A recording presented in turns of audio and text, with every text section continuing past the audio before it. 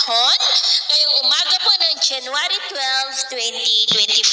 Sa ngayon po ay nananatili na walang anumang banta ng sama ng panahon sa loob at labas ng ating area of responsibility. Pero patuloy pa rin po tayong nakakaranas ng cloudy skies with isolated rains dulot ng iba't ibang weather system, lalo na po sa silangan ng ating bansa. Hanging amihan ang patuloy na nagdudulot ng malamig na panahon na mayroong maulap na kalangitan with isolated rains dito sa malaking bahagi ng Luzon.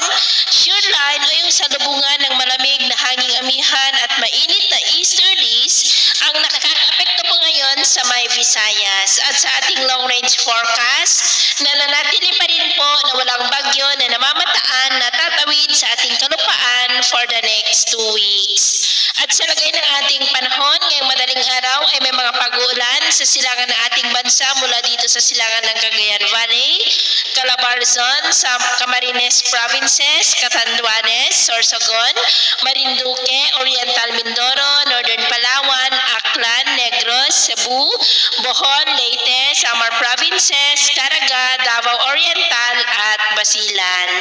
At mamaya po ay sisikat ang araw sa malaking bahagi ng bansa pero may tsansa pa rin ng cloudy skies with isolated rains dito sa may Cagayan, silangan ng Isabela, Calabarzon, Bicol Region, ilang bahagi ng Mimaropa, Eastern Visayas, silangan ng Bohol, Cebu, ilang bahagi ng Negros, Aklan, Capiz at Caraga. At mamayang hapon, mas maraming lugar ulit ang makakaranas ng cloudy skies with isolated rain sa malaking bahagi ng Southern Luzon, Visayas, Mindanao at Cagayan Valley, kaya mag-ingat po tayo.